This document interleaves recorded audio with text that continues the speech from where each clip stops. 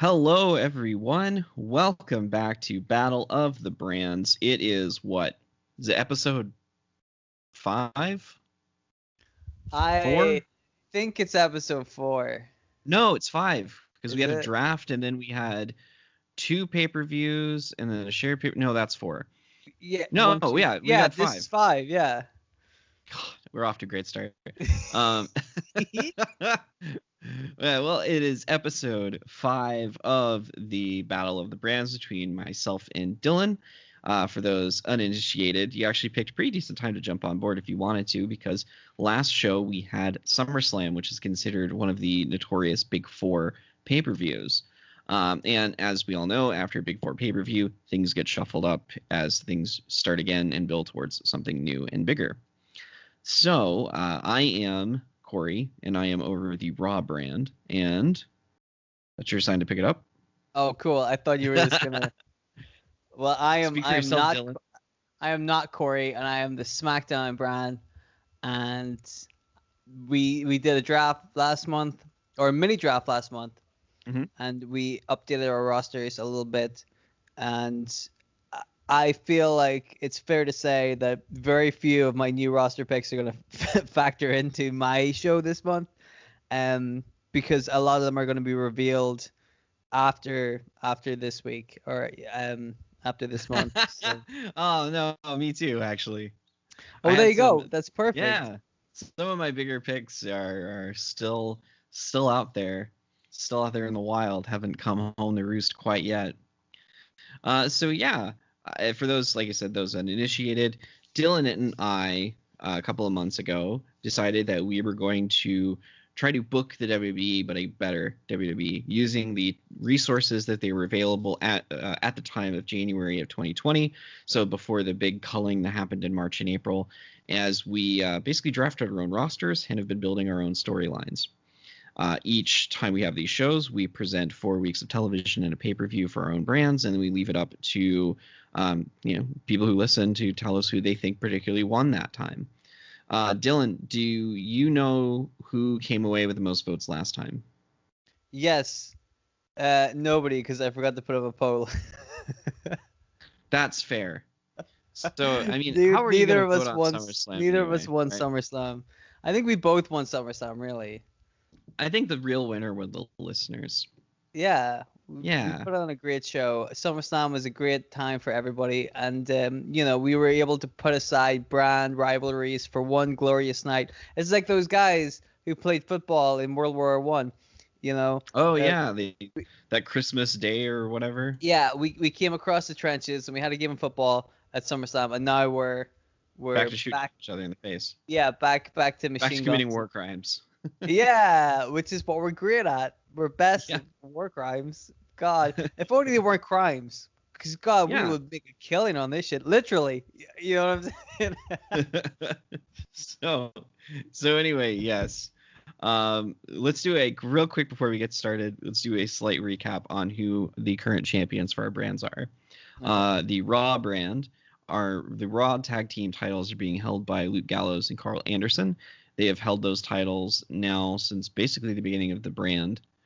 The U.S. title is currently vacated, and we're currently in the middle of a best-of-7 series between Kushida and Timothy Thatcher to crown our first champion.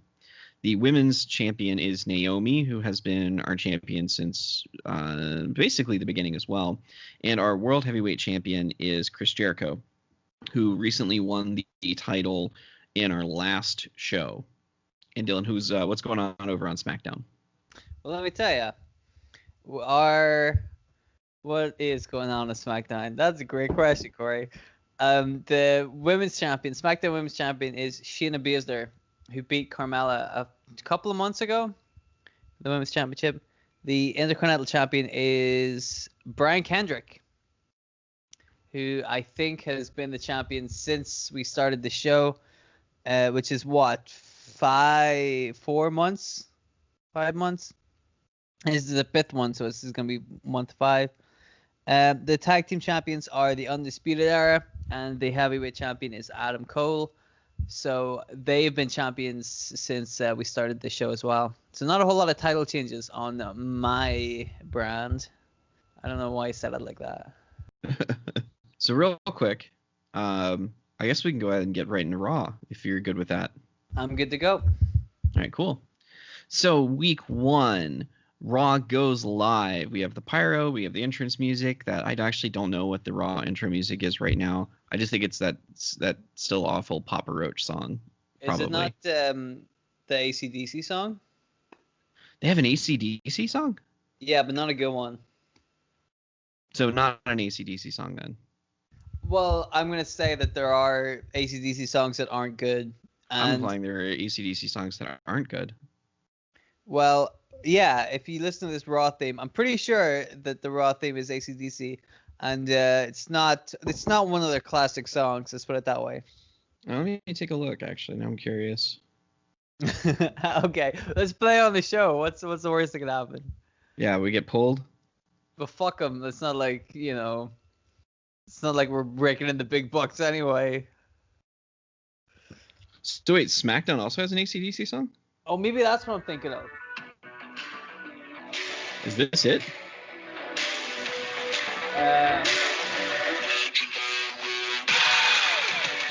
No, that's not AC/DC.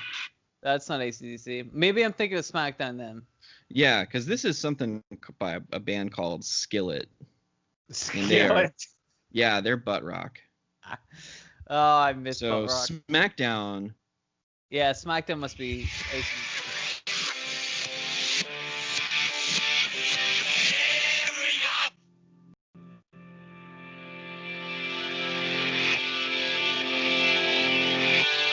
Is this it?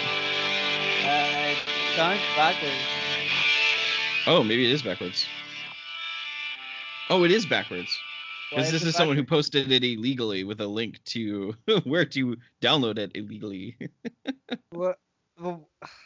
Oh man, though playing it backwards is a great idea. Let's play it backwards. Yeah, 29 seconds of it backwards. So that's fine. Regardless. So Raw has Skillet, do your fucking theme tune. There you go. Raw has butt rock and well, dude, SmackDown. You can change it. We're in charge of Raw and SmackDown. We can have whatever theme music we want. Oh, that's true. All right, let me pull up the new Raw theme music real quick. Well, is it that AC/DC backwards song? it's that AC/DC backwards song. Well, we can have a month to decide if you want. You can. No. I already have it in mind. Oh, that's quick thinking, dude. That's on the ball. This is why you always win, because you know everything about your brand. Whereas I'm like, I'll figure it out later. Nah, I got it. This is perfect.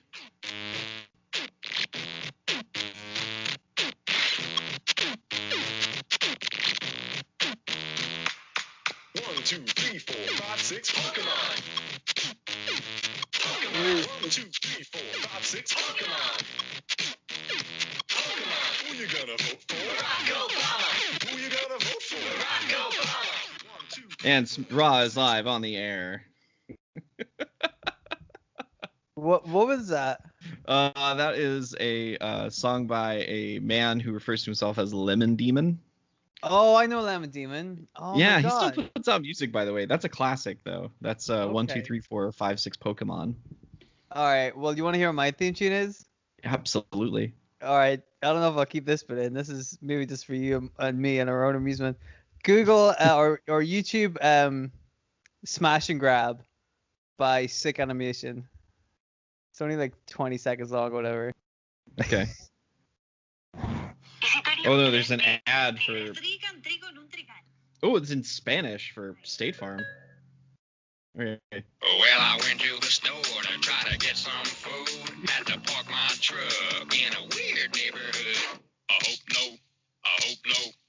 hope nobody do it smash and grab. I hope no. Said I hope nobody do it smash and grab. I do a smash and grab. Do that smash and grab. I do that smash and grab. First I smash it up, then I snatch it up. That's how I do that smash and grab.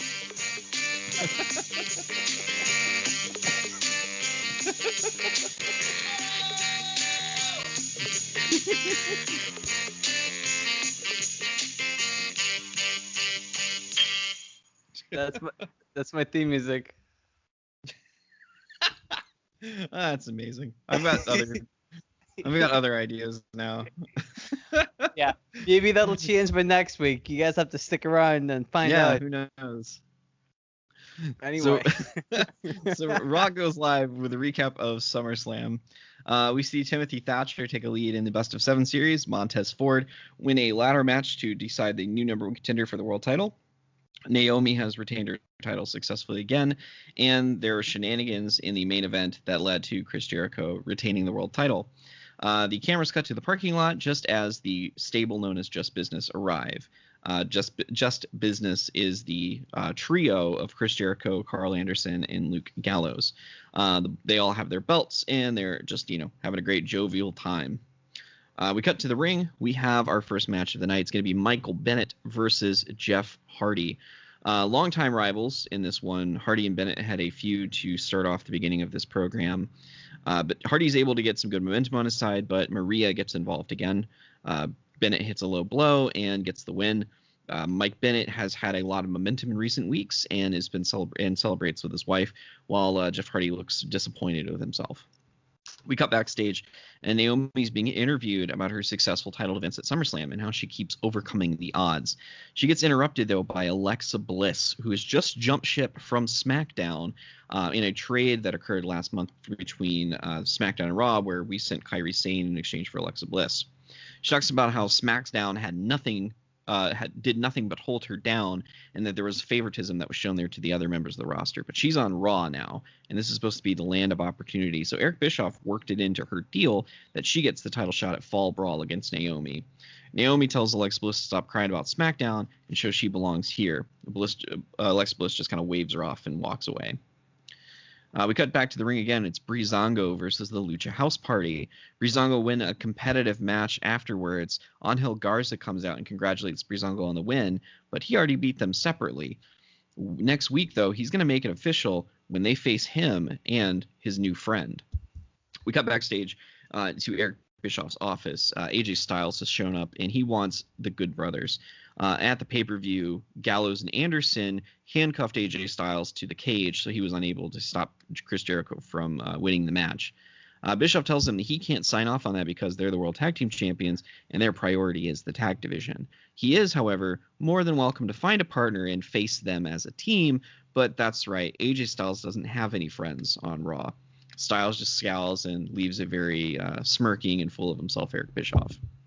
We get to the ring. It's Randy Orton versus Jinder Mahal. Orton dominates early and gets a win. Orton seems on the edge. Lately, he's had some interesting luck, and some upset victories have kept him from title contention.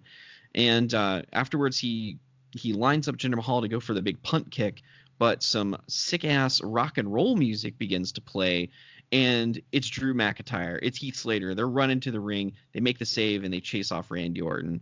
As Jinder comes to, though, he smiles, and the three-man band reunite as they play their air guitars in the middle of the ring as we cut to commercial break.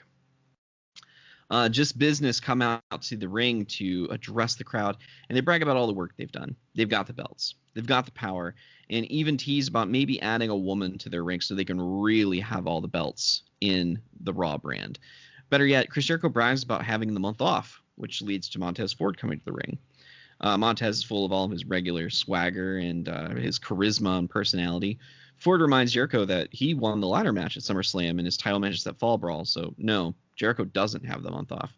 Jericho just laughs him off and tells him that he knows exactly what he said, and insinuates that Montez Ford's just going to be a cakewalk. So Ford just smiles and knocks Jericho out with a super kick. The Good Brothers go to attack him, but Montez Ford's very athletically gifted and is able to slip out of the ring before getting caught. Next up is Charlotte Flair versus the debuting Mickie James. Charlotte is dominant early on, but misses a moonsault, which gives Mickie James the opening she needs to hit the Mick kick for the win. Mickie looks back at Charlotte, who's having a full-on temper tantrum in the middle of the ring, as Charlotte has been on a losing streak since the very first pay-per-view on the Raw brand. In our main event, best of 7 series for the U.S. Championship, match number 4, Kushida versus Timothy Thatcher. Currently, Thatcher is up with a lead of 1 in their best of 7. Thatcher smells blood in the water and goes after Kushida's very obviously injured shoulder from the jump. Kushida tries to fight back, but it's no use after a very technical back and forth match. Kushida succumbs and taps out. Timothy Thatcher has now taken a 3-1 advantage in their best of series, and he is one way a win from being crowned the first U.S. champion. So that is the end of week 1. Week 2 opens with Charlotte Flair, and she's in the middle of the ring, and she's talking about how she's sick and tired of losing, and she's a Flair. Flairs don't lose. So she challenges any woman on the roster to come out and face her. Her eyes widen, though, as Mercedes Martinez, coming out in her debut, and accepts the challenge. Charlotte isn't ready and gets steamrolled by the debuting Martinez, who gets a victory over Flair with a brainbuster. We cut to Jericho in Bischoff's office, and he wants Montez Ford punished for what he did last week. Jericho is the champ, and the champ should never be assaulted like that. Bischoff asks what he expects him to do about it, and Jericho tells him to book him in a handicap match against the Good Brothers. So Bischoff makes that match for next week. Next up, we have Alexa Bliss versus Nia Jax versus Mickie James in a 3-way. Mickey's fighting everyone off, but... oh, God. So, okay. Real quick, I got interrupted because I have one of those Amazon Home things, and it responds to Miss Bliss's first name. Oh yeah, me and Bryce were just talking about this yesterday about because he was using Alexa for something, and I'm like, oh, whenever Alexa Bliss comes on TV, people's Alexas freak out. I'm like, oh my God, this actually happened. It does actually happen. We used to watch the pay-per-views, and it would happen where they would be like, oh my God, it's Alexa, whatever, and it would like interrupt, and if they happened to say something like, oh my God, Alexa hit her like an elephant, then Alexa would give us the definition of an elephant.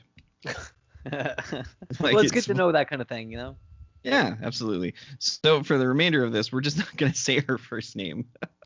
Okay, let's just call her Miss Bliss. Blissy. Yep.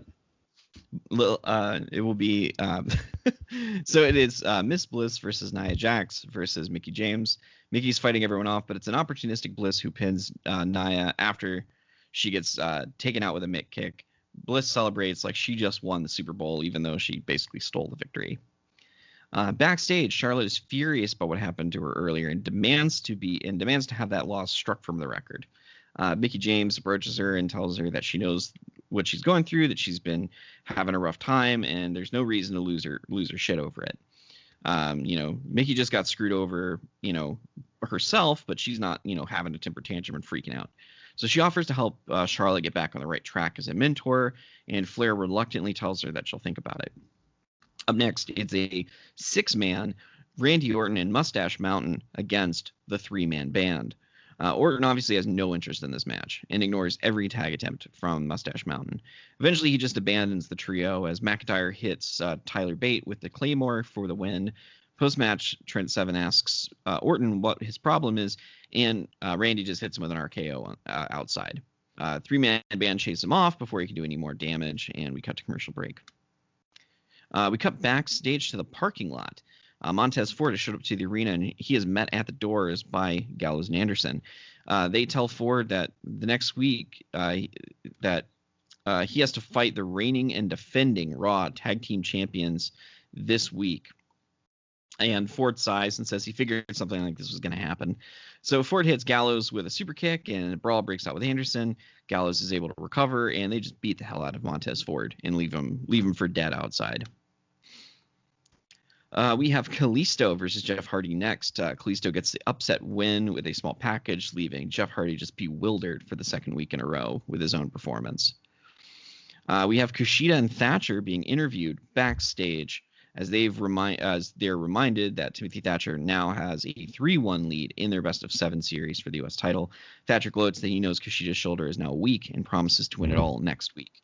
Kushida promises him that will not be that easy. Breezango versus Los Ingobernables of Andrade Cien Almas, who has just debuted, and Angel Garza. They pick up the win after a low blow in the match that Breezango were on the verge of winning. So those tricky Los Ingobernables boys pick up a win in their debut. Roman Reigns is being interviewed backstage, asking what's next for him. He was also in that cage match at SummerSlam and unfortunately lost. He also had lost his title to Chris Jericho earlier that very month. Before he can answer, though, AJ Styles interrupts him and reminds Roman that while he doesn't trust him, he's the only man in the WWE he feels like he could work with to go against Gallows and Anderson. So AJ asks Roman to be his partner against the Good Brothers. Roman reminds AJ Styles of all the cheap shots that Styles has taken against him, like random, just jumping him from behind, hitting him with steel chairs. AJ acknowledges that but refuses to apologize. And Roman calls AJ a miserable son of a bitch, but he dislikes the Good Brothers more, so he agrees to partner with him. In our main event, it is a return match, Ruby Riott versus Naomi.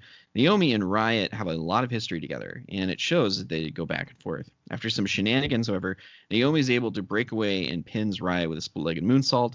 Ms. Bliss comes out after her match and knocks Naomi out with a chain that she's wrapped around her fist. The show ends with Bliss holding up the women's title, satisfied with her work. Week 4, best of seven series for the U.S. title match number 5. Kushida versus Timothy Thatcher. A huge match to open the show, as this is the elimination match. Thatcher wins this, and the U.S. title is coming home with him. The belt is sitting at a podium at ringside just in case that happens. Thatcher resumes where he leaves off, taking Kushida's arm apart. Kushida fights back and goes back on the advantage. Thatcher misses a big headbutt. Kushida locks him in the hoverboard. Thatcher looks close to tapping out, but the referee is pulled from the ring and thrown into the barricade by Mike Bennett. Bennett hits the ring and DDTs Kushida before hitting him with a spear. Thatcher stands up, groggy about what's going on. Bennett offers him a high five, but before he can take it, Maria hits him with a low blow from behind. As Thatcher hits the mat, Mike Bennett snatches away the U.S. title and celebrates with it before leaving. We cut backstage to Jeff Hardy being interviewed about his recent string of losses, and he mentions that he's just not sure if he has it in him anymore before walking away. Mickie James and Charlotte Flair versus Nia Jax, Mercedes Martinez. Awkward partnerships all around as neither team completely trusts their partner. James lectures Charlotte on her aggressive streak as it leads to her making sloppy mistakes. Martinez gets on Jax for all of the cheating and manipulating she's been doing. Nia Jax eventually gets tired of having to team with Martinez and chokeslams her.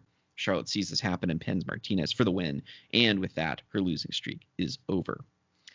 Los Ingobernables gloat about their victory backstage, but Breezango interrupt them, telling them they have nothing to be proud of. If they think they can do it again, they'll fight them at Fall Brawl, which is the pay-per-view for September. Garza and Andrade laugh him off and leave. The ring is set up for an interview show as Ms. Bliss hosts the very first episode of A Moment of Bliss on Raw. She invites Naomi to come out. Bliss talks down to Naomi the entire time, making light of all of her victories on the Raw brand, as if the division didn't mean anything until Bliss joined the brand. Naomi has enough of Bliss and attacks her, but Ruby Riott hits the ring and stomps away at Naomi. Bliss recovers and hits the Sparkle Splash on Naomi. Again, she holds up the women's title belt, but now with Ruby Riott on her side. Up next, we have the Lucha House Party versus the three-man band. Slater and Lindsay are managing this one. Orton slips into the ring, RKO's McIntyre, leading to Kalisto getting the win. Post-match, Slater and Jinder check on Drew as Orton walks back up the ramp. Lucha House Party try to check on McIntyre, but Slater and Jinder get into a verbal fight with them. Orton just smiles as he's created all of this chaos amongst the other teams in the tag division. Montez Ford's being interviewed now backstage. The interviewer asks him what he's going to do after last week's beatdown and if he's going to be 100% going against the Good Brothers in a match this week. Ford says he's not 100%, but guess what? He's going to go for it anyway. His entire tenure on Raw under Bischoff has been nothing but him getting jumped and beaten up, but he succeeded anyway.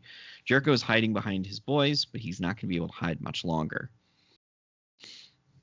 Mickie James approaches Charlotte Flair backstage in the locker room and tells her that they made a good team despite some friction. Charlotte tells her that she's glad to hear that because she's got them a match next week against Miss Bliss and Ruby Riott. And if they win, that should put them back into title contention. Our main event is Montez Ford versus the Good Brothers. Ford starts strong, but the numbers game starts to beat him down. Jericho's out for commentary, laughing it up as Gallows and Anderson make a show of beating him down. Gallows accidentally knocks out the referee with a mistimed big boot, and Jericho smiles. Gallows accidentally knocks out the referee with a mistimed big boot, and Jericho smiles as Anderson goes under the ring and pulls out a chair. Gallows holds up Ford, and Anderson gets ready to crush him with the steel chair, but Styles and Roman Reigns make the save. Spear to Anderson, phenomenal forearm to Gallows. Jericho goes to rush the ring, but Styles and Reigns step in front of him and chase him back up the ramp. The two stand guard at the ring as Montez Ford pulls himself up, hits the frog splash on Anderson, and gets the pin as the referee comes to.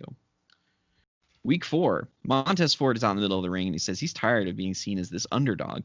He's beaten guys like Randy Orton. He won the ladder match to earn this shot, and he is going to be underestimated anymore. He's calling someone out, but it's not Jericho. He wants to see AJ Styles and Roman Reigns. The duo come out. Reigns from the entrance ramp, AJ from the crowd.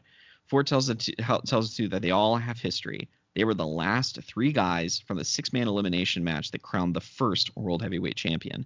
Styles was eliminated by Ford after the Good Brothers turned on him.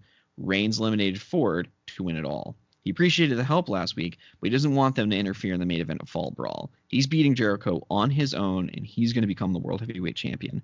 Reigns and Styles agree. They're not going to mess with him. Jericho is out with the Good Brothers and Tony mocks this little love-in. Jericho's going to be, says Ford's going to be dealt with at Fall Brawl, but Ford wants a piece of him tonight. So Jericho says that's fine. Just business versus Roman Reigns, AJ Styles, Montez Ford tonight. Jeff Hardy versus Jinder Mahal. Jeff is getting into his rhythm again as Jinder struggles to keep up. Slater and McIntyre are cheering their boy on throughout the match, but Randy Orton comes out, causing McIntyre and Slater to go after him.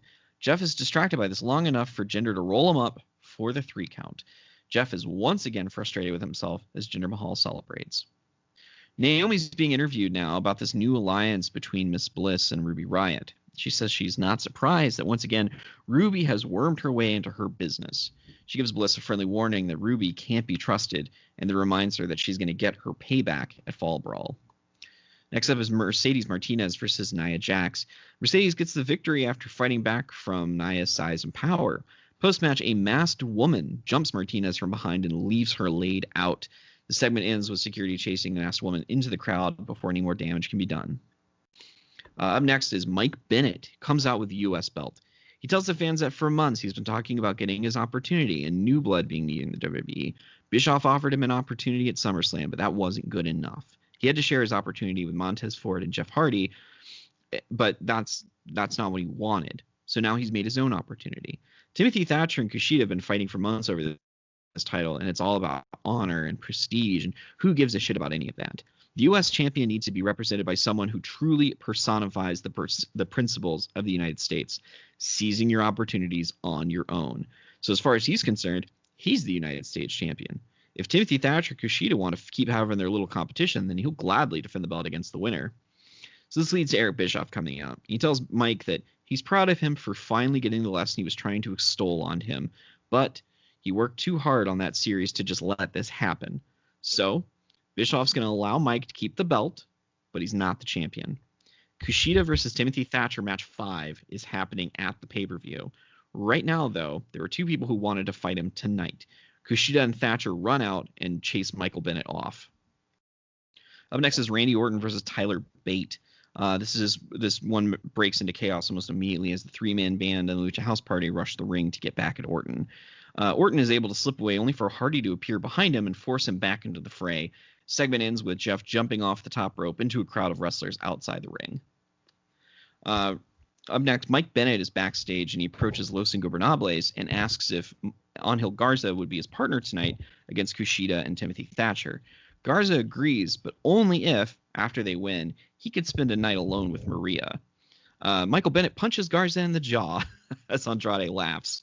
He agrees to partner up with Bennett, if only because he had the balls to knock out Garza in front of his own buddy. So up next in the ring, we have Mike Bennett and Andrade Cien Almas versus Kushida and Timothy Thatcher.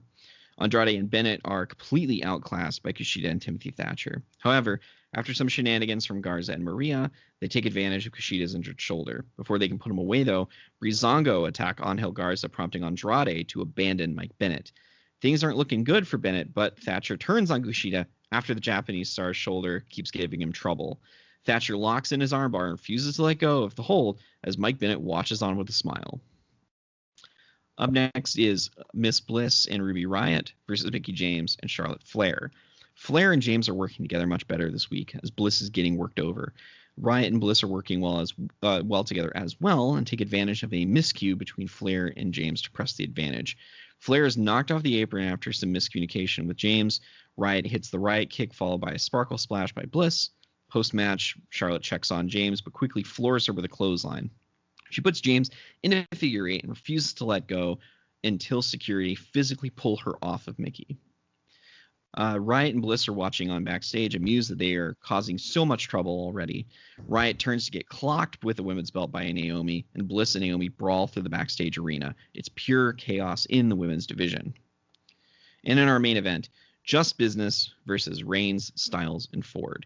The good guys start off fast and quick. Lots of cheating and a lot of quick tags from the other side. Styles is getting beaten down, but makes a hot tag to Ford, who clears house. It starts to break down, and the ref calls for the bell.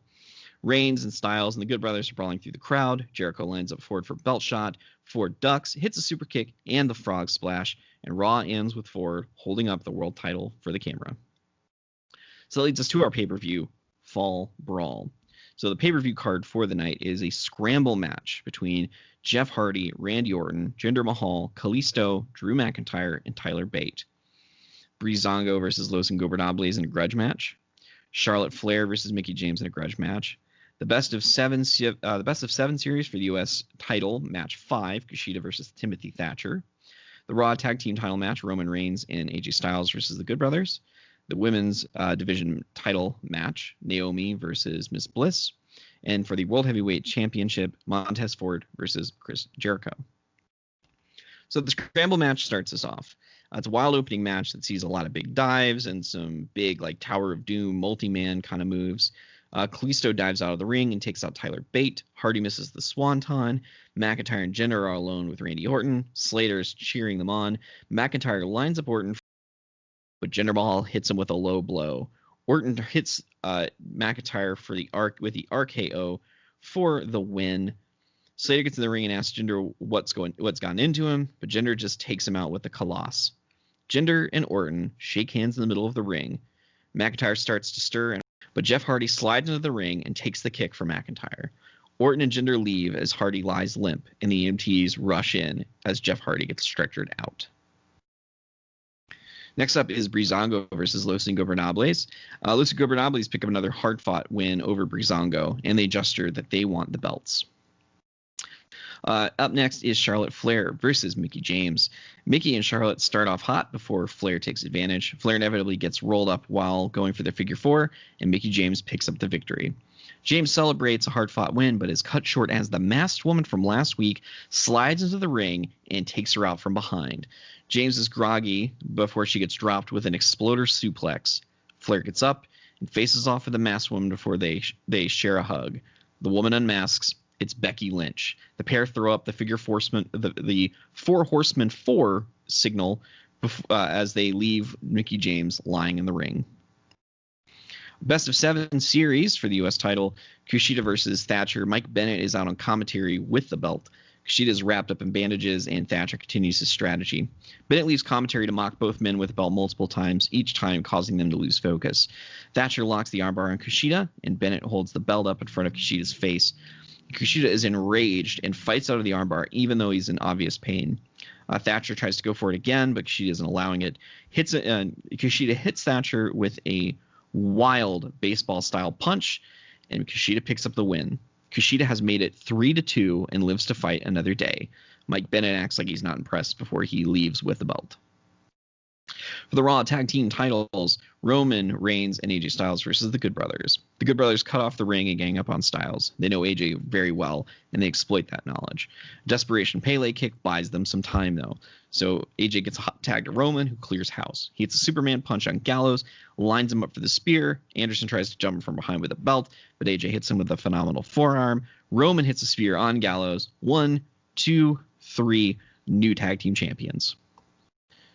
Naomi versus Bliss for the women's belt starts off as a fight. Naomi is sick and tired of people jumping her from behind. Bliss is able to use that anger against her and takes control of the match. The ref gets bumped, and Riot comes out with a heavy steel chain.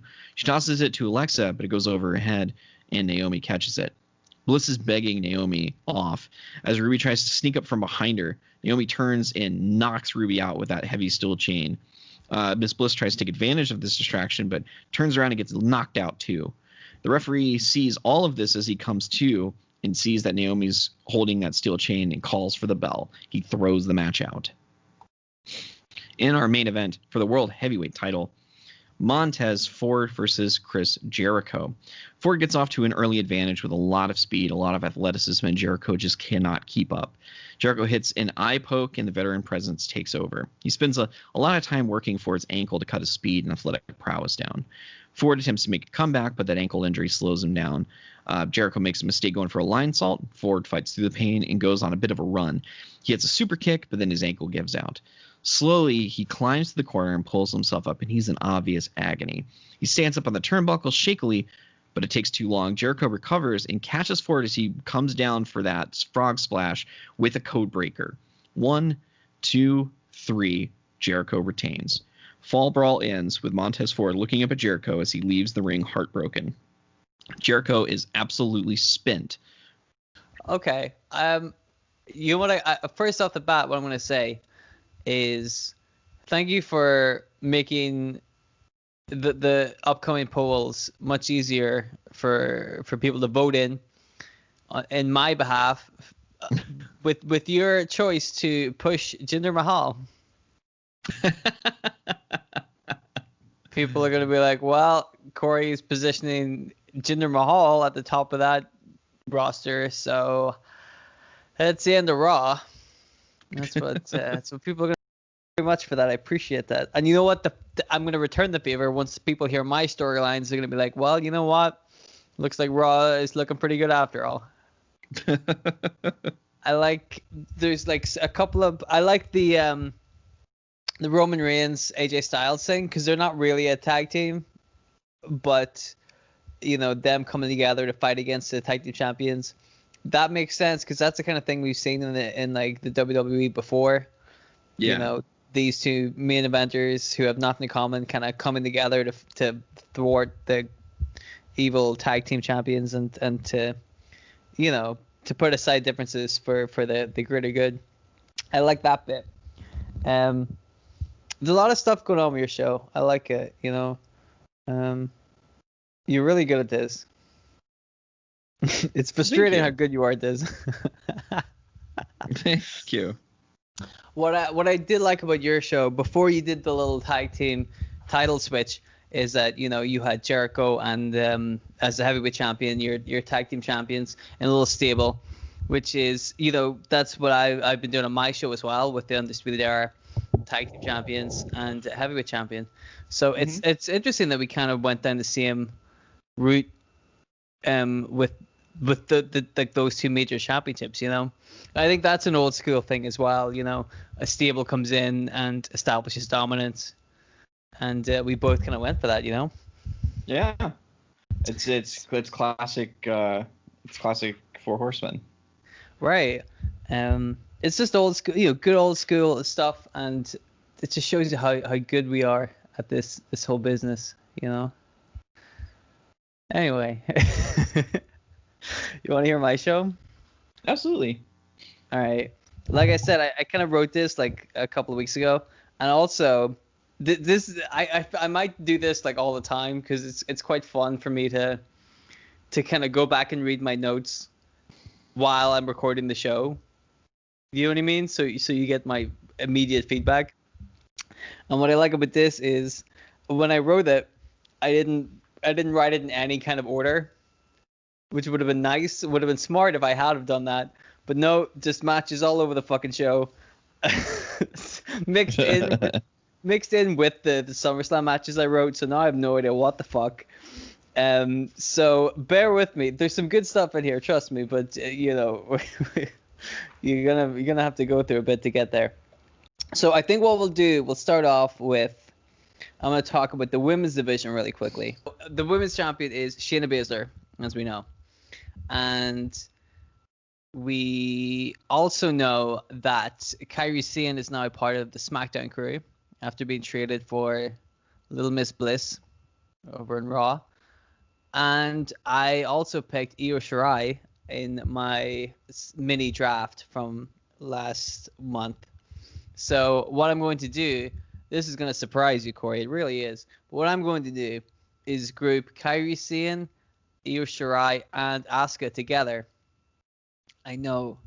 Please hold your applause. Put your socks back on. I just blew them off. But they're going to be a little group. And they're going to be a group because they're going to represent the elements. Kairi Sane, she's a pirate princess. She represents the water. She's the sea. Okay, she's water. Okay. Io Shirai, she's wind because she's like the mistress of the skies. She can do big old, she's very athletic. She's the wind element. And Asuka is more technical, more grounded. She's like a rock. She is earth. She's the earth element. We have no fire element as of yet. We don't need it. Fuck it. We've got 3 other elements that are just as good. So that's who's the avatar? Who's what? Who's the avatar? The Avatar. I don't know. I don't know what. You're not familiar with Avatar, the Airbender? No, I've never seen that show. I know I've heard of it, but I've never seen it. So I'm like, are you talking about that fucking film? No. You should look up at least the intro to Avatar, the Airbender, and you'll see why I asked. Okay, is Asuka in it? No. Well, I'll put that on the list. Okay. So after SummerSlam, Carmella and Ember Moon seemed like they were having some kind of buddy relationship. Ember Moon helping Carmella, giving her a pep talk in her match against Shayna Baszler. Now we have the 3 elements that have turned up, and they have clearly bonded together. But I also have Billie Kay on my roster that I picked from the little draft. So since everybody else is ganging together, Billie Kay, smart, independent woman that she is, she goes straight for Shayna Baszler, the champion. So she is now, in the pockets of Shayna Baszler, which is exactly where Billie Kay wants to be because she's close to the championship, but she also doesn't have to fight Shayna Baszler. It's the perfect situation for her. So because we have all these little factions starting to turn up, we're gonna have a little tag team match, which is going to be Asuka and Io Shirai against Shayna Baszler and Billie Kay. This match is thrown out after Billie Kay gets very frustrated and just brings a chair into the ring, starts using a chair. She's disqualified, so their team loses, and this doesn't sit well with the 2 members of the elements that were in that match. So that leads to Io Shirai having a match later on a different episode of Smackdown with Billie Kay, and to kind of settle that difference. And as a bit of a de facto number 1 contendership, it's not official, but really, whoever wins this match, they're going to look pretty good when it comes to having to go at Shayna Baszler. Io Shirai is able to beat Billie Kay. Billie Kay is not happy about this, so Io Shirai is going to go on and have a match against Shayna Baszler at the pay-per-view. And Billie Kay, after being frustrated over having lost to Io Shirai, wants to take her aggression out on somebody else. Asuka's right there. They decide to have a little match at the pay-per-view as well. So it's going to be Io Shirai versus Shayna Baszler for the championship, and then also Billie Kay versus Asuka. Okay? Okay. So that's that match. Let me see if we can get all of this shit in a decent order. There's a match. Okay, let's go with this next match. Let's set up the tag. I'll just go with the way the shit's written down in the book. We'll go with the tag team championship match. So you remember at SummerSlam and leading up to SummerSlam, there was a bit of an issue between Bobby Roode and Chad Gable and the Undisputed Era. And if you recall, at SummerSlam, that led to a tag team match, Undisputed Era versus Chad Gable, Bobby Roode, and the New Day, which is Big E and Kofi Kingston. And Bobby Roode won that match for his team by pinning Adam Cole at SummerSlam. So everybody's thinking, well, Bobby Roode's got to be a high contender for the heavyweight championship. Adam Cole's not super enthused about this, as you would imagine. So after SummerSlam, because the New Day and Gable and Roode both, they won their match, they both think that they should be in line for the tag team championships, which of course they both can't be, or they both could be, but they're not going to be. Let's put it that way. So that leads to a match, The New Day versus Chad Gable and Bobby Roode, to see who should challenge the Undisputed Era at the pay-per-view, whose name I am deliberately postponing for the moment. But we'll get there. So in this match, to add to the momentum that Bobby Roode had coming out of SummerSlam, Chad Gable and Bobby Roode win a match over The New Day. So they're going to be fighting the Undisputed Era. Now, after this match, the Revival turn up and beat the fuck out of the New Day because they've got a thing going on. And the Revival were pissed that they weren't even in the conversation. Here's the New Day and here's Chad Gable and Bobby Roode. Why aren't the New Day in this tag team title conversation? It's ridiculous. So they beat up the New Day. Oh, and then the Undisputed Era come out and they're fed up of dealing with Chad Gable and Bobby Roode.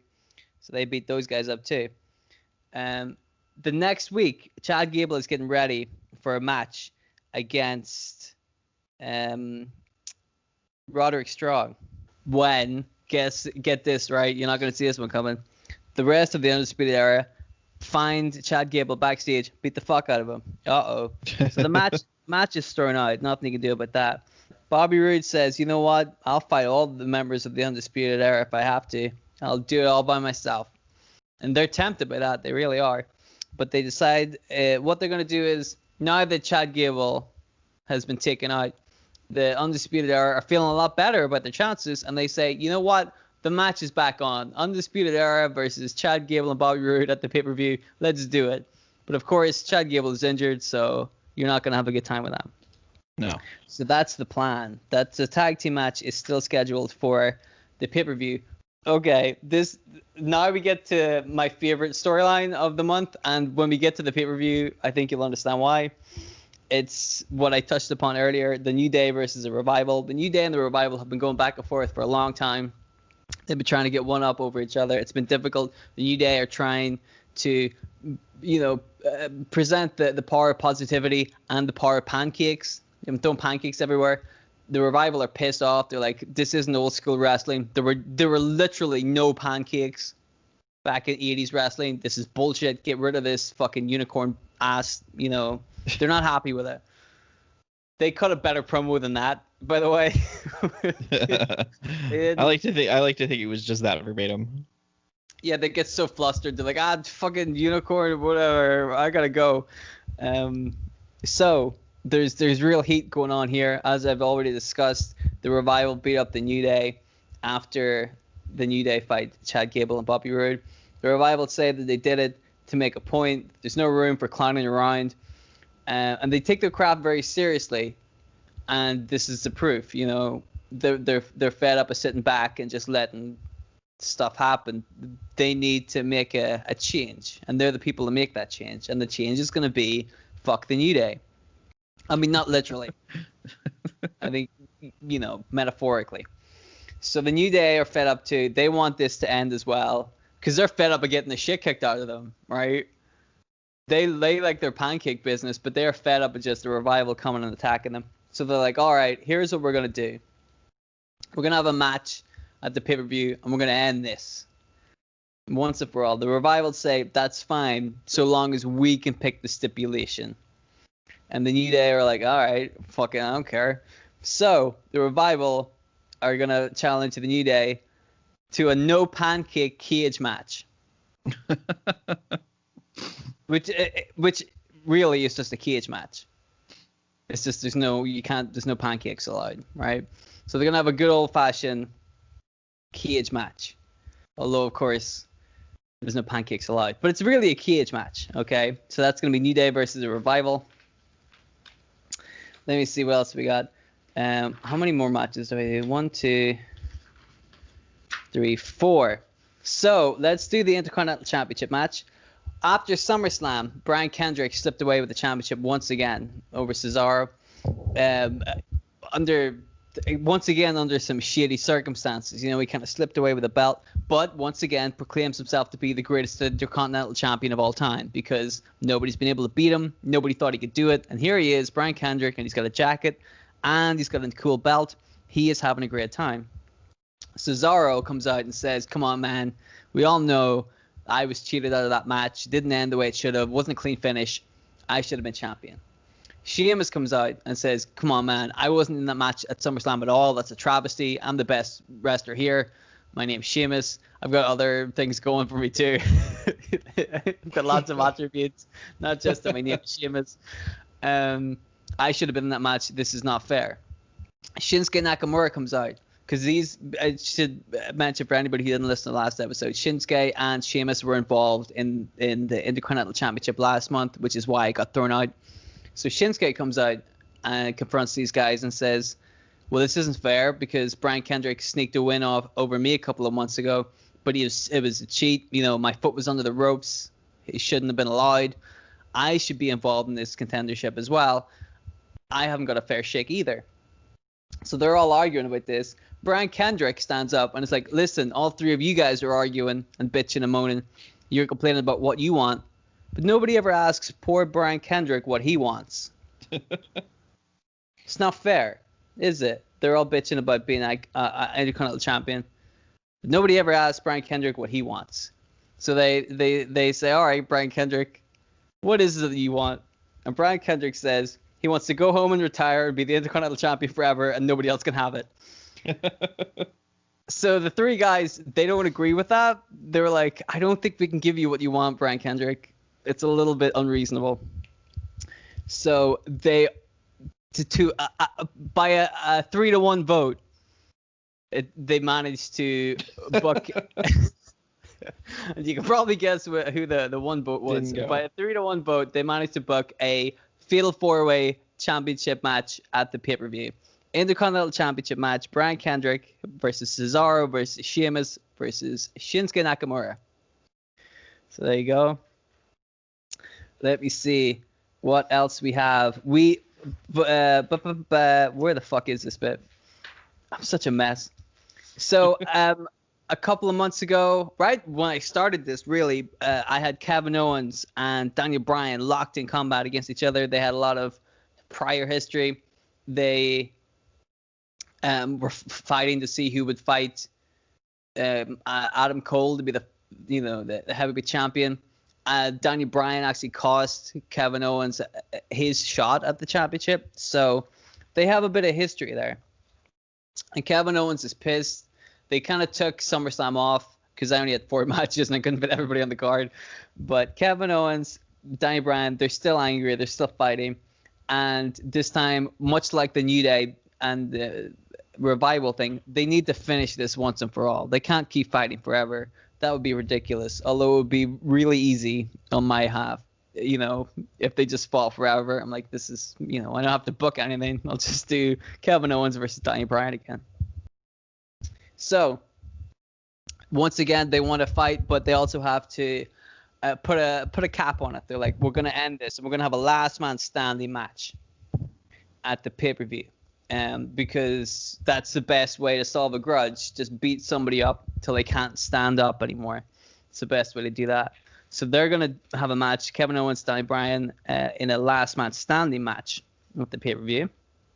As you'll remember, Jon Moxley turned up a few months ago and made quite a big scene by beating up Bray Wyatt. He was soon joined by Luke Harper to form a stable with no name at the moment, because who has the time to come up with names?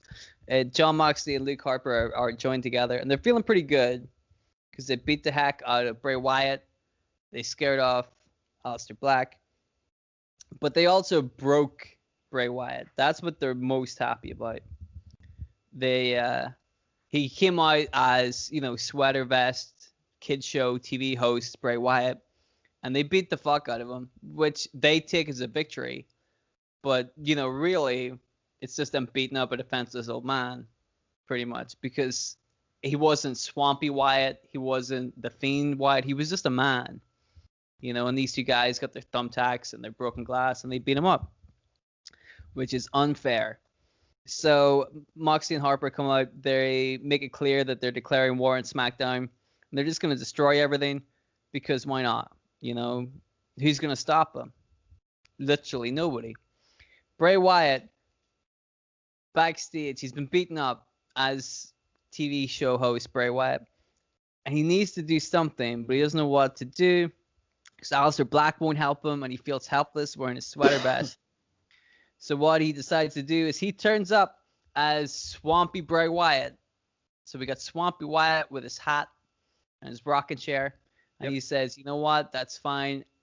I've dealt with worse things than Luke Harper and Jon Moxley. Because I live in a swamp, and there's alligators there, and mosquitoes, and all of the other things that are in a swamp that we both know about. So I don't need to say them out loud. Bray Wyatt's like, I'm not afraid of you guys. Swampy Wyatt is a different breed of person than TV show host Bray Wyatt. So Swampy Wyatt is going to fight them both. He's going to take them both on in a handicap match. You would think that would be the ideas of a madman. And you would be correct because Swampy Wyatt is a madman. So he, in his own way, decides to book Jon Moxley and Luke Harper against Swampy Bray Wyatt. So that's on the show too. And then finally, we have the World Heavyweight Championship match. Big deal.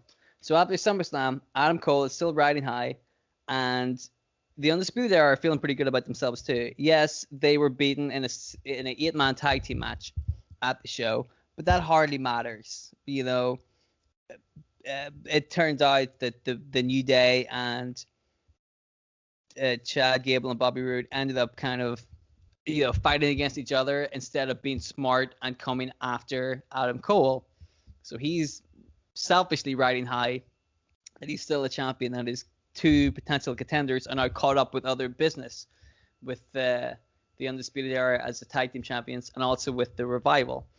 It seemed like he was going to fight either Kofi Kingston or Bobby Roode, but now once again Adam Cole unbelievably has found himself without a challenger, as he often seems to do. So he's like, all right, this time I'm taking the month off for real. I'm the champion. I get to take a month off. But he was told by somebody, I don't really have an authority figure like Eric Bischoff. I was thinking about introducing somebody stupid, just some made up dude. But I haven't done that yet. Maybe I'll do that down the line. I'm not sure. But at the moment, it's just some kind of spooky voice. Because I love spooky, apparently. So some kind of spooky ass voice from nowhere just says, Adam Cole, you have to defend your championship at the pay-per-view. But where are you going to find a challenger? Adam Cole decides to pull out a little bit of creative control and say, all right, man, if I have to defend my championship at the pay-per-view, I'm going to defend my belt against Roderick Strong, current member of the Undisputed Era. So they're like, they're high-fiving each other. They're like, we fucking did this. We are so clever. But then as we get closer and closer to the pay-per-view, you can tell Roddy is like, it is a nice belt. It does look good. And I'm the only one in the Undisputed Era without a belt. So, maybe we could have a timeshare on the belt. And you hold it for a little bit and I hold it for a little bit, because it's still in the Undisputed Era if I win the belt. So that's okay, right? Adam Cole does not think that this is okay. And so now what seemed like it was going to be a finger poke of doom match now has a little bit of tension to it. Now you're like, all right, maybe Roderick isn't just going to lie down. Maybe there's going to be a fight going on. So that's the show that I have dubbed Slappytown Showdown. Now, I know I've used the Showdown before, but I really like the sound of it with this. So I'm going to keep it, if that's okay. Is that acceptable? I think it's acceptable. Slappytown Showdown. It sounds good, doesn't it? It does. Rolls right off the tongue. Yeah. So I'm going to stick with this. first match we have Billie Kay versus Asuka. Asuka wins. Billie Kay does her best. She tries to cheat, tries to bring the chair in again, but Asuka's just too damn good. She gets the win over Billie Kay. All right. What do we have next? Then I said the tag team championship match was going to go next. In the tag team championship match, Chad Gable and Bobby Roode versus Undisputed Era. Bobby Roode comes out by himself. Chad Gable's nowhere to be seen because he's been beaten up. Bobby Roode puts on a hell of a fight against these two guys, and then lo and behold, halfway through the match, Chad Gable turns up. He comes down to the ring. He's like, I'm going to do it. He's beat up, he's got bandages and shit, but he's like, I'm going to give it a go. But unfortunately, it just wasn't enough. He's still too badly beaten up, and Bobby Roode had taken the brunt of the offense during the match. So the Undisputed Era managed to win once again. Okay, so they're still tag team champions. The women's championship match, Shayna Baszler versus Io Shirai. Io Shirai ends up putting up probably the biggest fight and the biggest challenge that Shayna Baszler has gone through so far as her reign as women's champion. However, Shayna Baszler is still just a little bit too tough, and she manages to win the match with her chokehold maneuver. So Shayna Baszler is still your women's champion. But it's a good match, hard-fought match. So now we have the Fatal 4-Way match between all four Intercontinental Champion challengers. Brian Kendrick, Sheamus, Cesaro, Shinsuke Nakamura. Let me see. So this is a 4-way championship match. What I have had Shinsuke Nakamura be the winner of this match. He manages to get a win over Brian Kendrick to get retaliation for earlier. Brian Kendrick had beaten Shinsuke Nakamura for the in a match for the Intercontinental Championship. Shinsuke Nakamura has now redeemed himself, so Shinsuke is your new Intercontinental Champion, which Brian Kendrick is not going to be happy about that. Distraught. Yeah, I mean, he was supposed to be the greatest Intercontinental Champion of all time. Now look at what's happened. He's the shortest. He's little now. He's been cut right down to size, as they say. Those retirement plans are gone. Wow. I've got some big plans for him, so he's going to be busy. Let me say that. No time for retirement. Exactly. He's got all sorts of other bullshit to do. Fucking hell. All right, so let me see. The next match that we're going to talk about is the New Day versus the Revival match. So the New Day are like uncharacteristically serious about this. They're still a little bit jovial, but they're against the Revival and they're in a cage. This shit's going to be really, really good. And it is. What we get is a good half-hour classic, old school cage match. Just these two teams just really going to town and beating the fuck out of each other. You know what I mean? And then, because Xavier Woods is the manager of the New Day, he is ringside during this match, and the Revival are getting set to finish the match. And like I said, it's been a half-hour classic. It's been going on for a long time. Finally, the New Day are getting into the end, and you can tell the crowd's getting hot. We're getting to the end of the match, and then suddenly the referee rings the bell. The New Day and the Revival are like, "What the fuck? Why'd you ring the bell?" And the referee says, "Well, this is a cage match.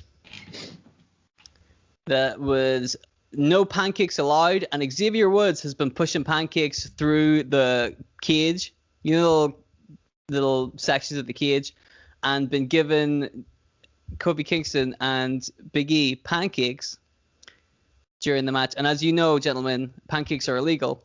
Yep. In this pancakes are illegal cage match. So the Revival are the winners, and the Revival are super pissed off because they won this tag team classic, this real 30-minute fucking brutal war, and they won it in the stupidest way possible.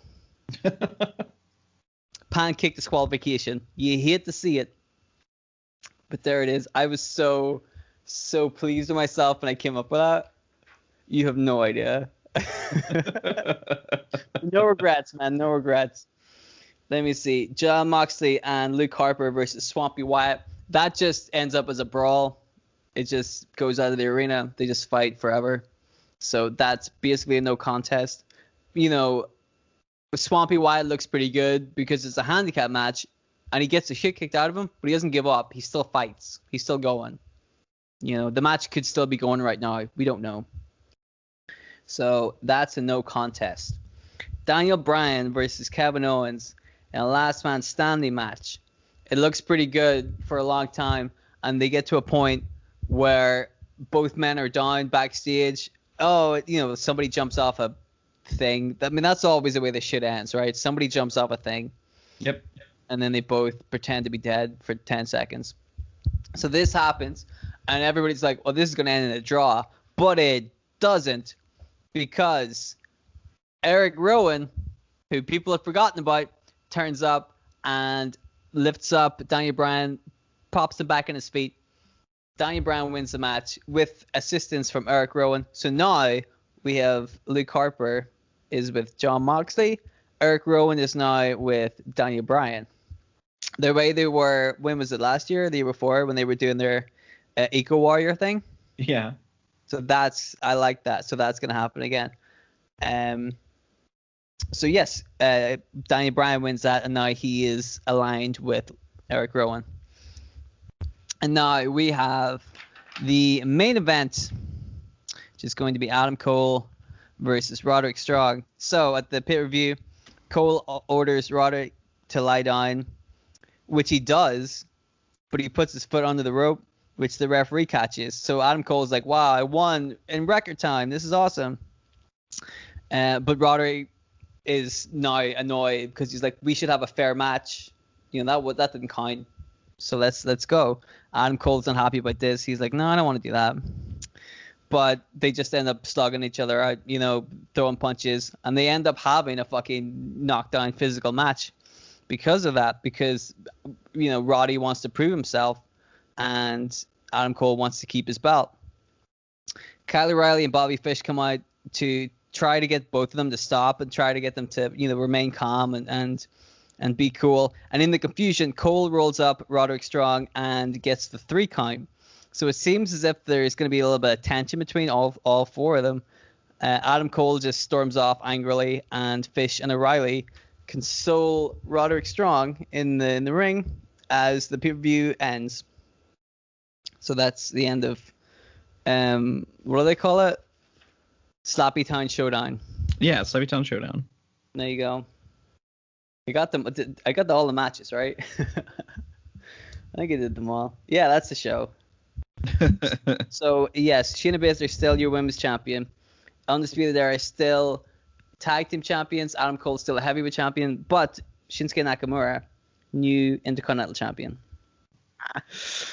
Yeah, there we go.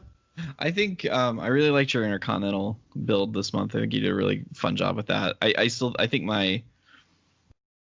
a high point for me so far has been no one's asking Brian Kendrick what he wants. Well, what do you want? He's like, I want to be the Intercontinental champion forever and retire. And it's like, no, we're not going to let you do that. I like that. That was really great. Well, it seemed like the kind of thing that he would do. I mean, he's the man with the plan. He's making his retirement plans. It's only appropriate. That was his plan, and nobody went for it. No. That's not fair on poor Brian Kendrick, you know? He's the man with the retirement plan.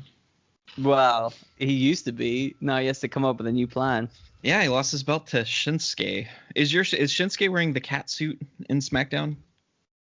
The cat suit? Yeah. That deep plunging black outfit that he has been wearing the last year. I just had him in my head. He was just wearing what he used to wear. You know, the red pants. Yeah.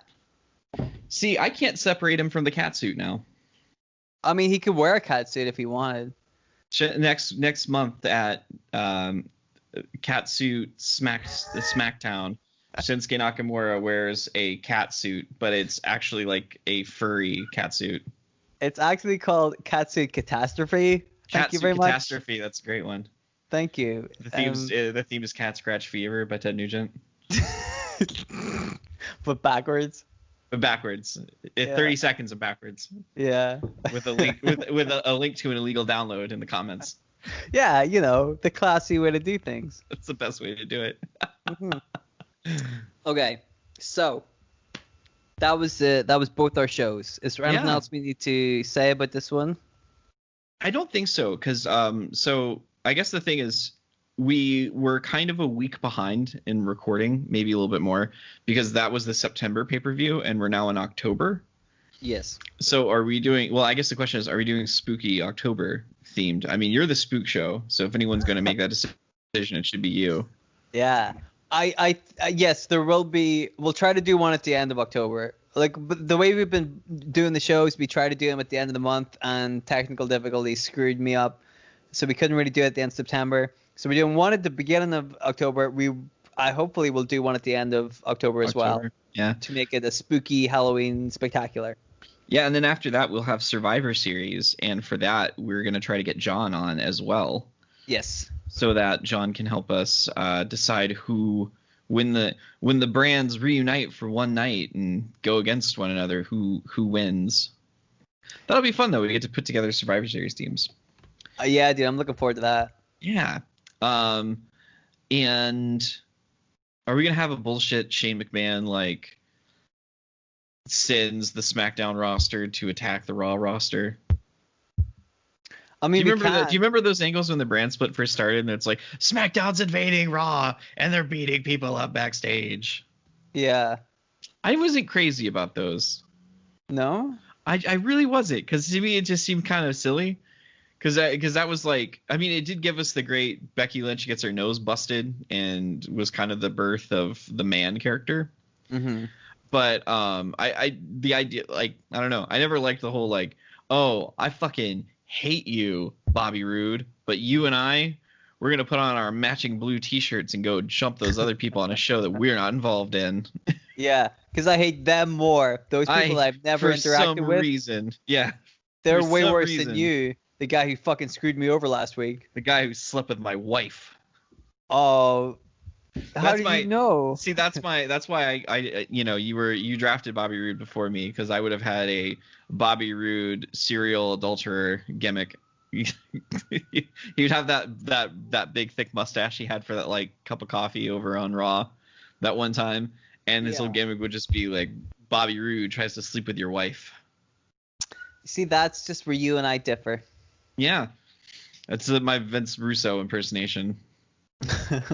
So Bobby Roode, bro, he looks like this guy, right? He looks like he's having, like he's getting it on with other guys' wives. He's got a mustache. He's talking to your kids. He's saying, oh, I'm your new dad. It's me, Bobby Roode, your new dad. I like how this seems a little bit like Vince Russo's ex-wife has now got a new boyfriend with a mustache, and Vince he's Russo's upset about it. Fuck you, all right? Yeah, mustache, I'll show you what happens. This is how he's deciding to work through it.